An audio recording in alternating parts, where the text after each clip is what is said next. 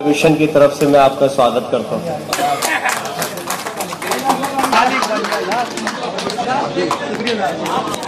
यही कमी बाकी थी, नाराजगी का फायदा मिल गया डॉक्टर साहब।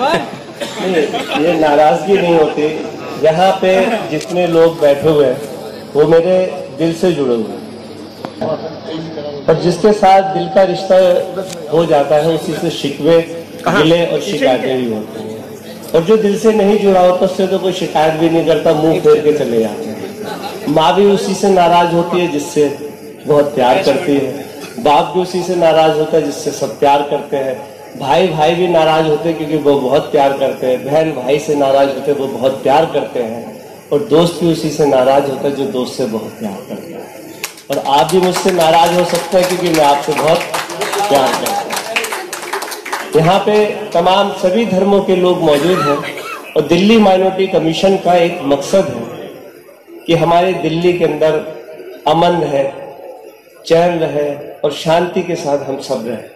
पीस कमेटी के मेंबरों ने हमारे लिए बहुत काम किए कि जहां पे भी इस तरीके की कोई घटना घटी हो कि जहां पे ये लगे कि हमारा माहौल बिगड़ रहा है, गंगा जमनी तहजीब पे कहीं आंच हो रही है, तो हमारे पीस कमेटी के सदस्यों ने इस बात की परवाह नहीं की कि उन्हीं के धर्म के लोगों ने उन्हें गालियां बकी कि दूसरों के लिए क्यों लड़ रहे हो।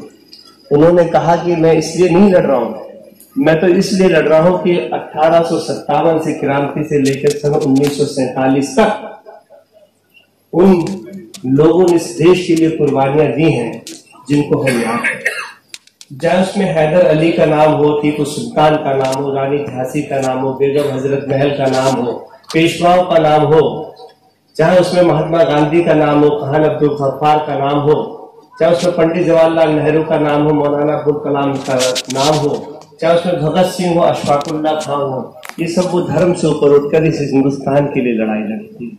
उन्होंने मजहब से ऊपर उठकर इस हिंदुस्तान के लिए लड़ी थी। एक ही मकसद था, ये देश आजाद हो, और उस आजादी के बाद ये हम सब उस आजाद हिंदुस्तान के अंदर चैन की सांस हो। बहादुर शाह जफर को गिरफ्तार करके जंगून ले गए। आखिरी मुगल बादशाह जिसे बहादुर शाह जफर कहा जाता है, सारे हिंदुस्तान ने यह फैसला किया था कि अगर हम किसी के क़यादत में लड़ाई लड़ेंगे तो वो बहादुर शाह जफर होंगे।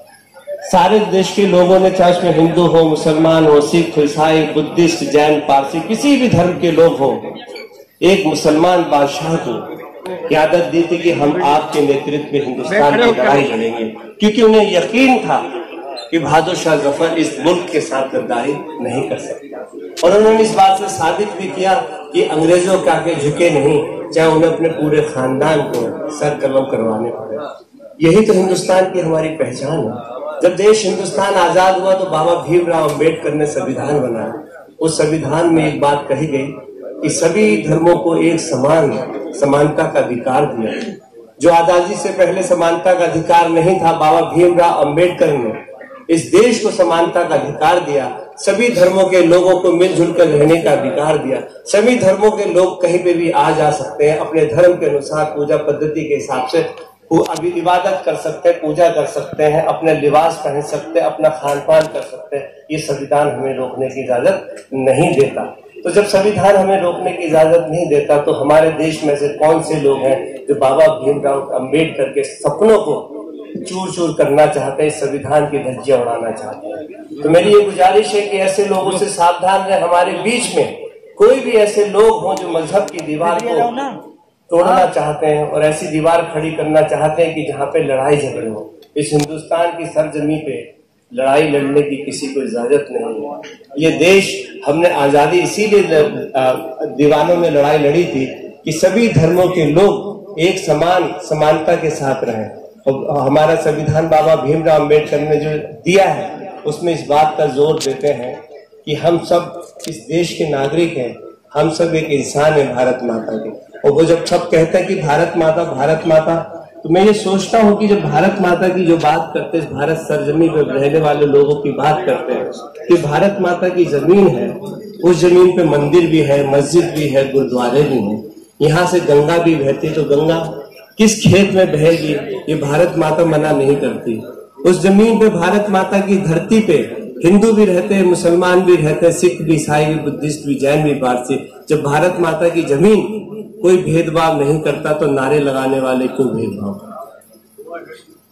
तो मेरी ये गुजारिश है कि हम सब लोगों को उन क्रांतिकारों के जिन्होंने सपना देख के देश आजाद कराया, कम से कम उसके खातिर, उनको मान सम्मान देने की खातिर, बाबा भीमराव अंबेडकर के संविधान को बचाने के खातिर हम सबको एक साथ मिलजुल कर इस देश को बचाने के लिए लड़ाई लड़नी पड़ेगी। चाहे वो मिजोरम की बात हो, चाहे वो नूह की बात हो, चाहे हिंदुस्तान के किसी भी कोने पे किसी भी व्यक्ति पे कोई अत्याचार हो, तो किसी भी धर्म के लोग के ऊपर अत्याचार हो, तो हम सबको धर्म से ऊपर उठकर हिंदुस्तान के संविधान को बचाने के लिए हम सबको एक होना पड़ेगा। बहुत बहुत धन्यवाद।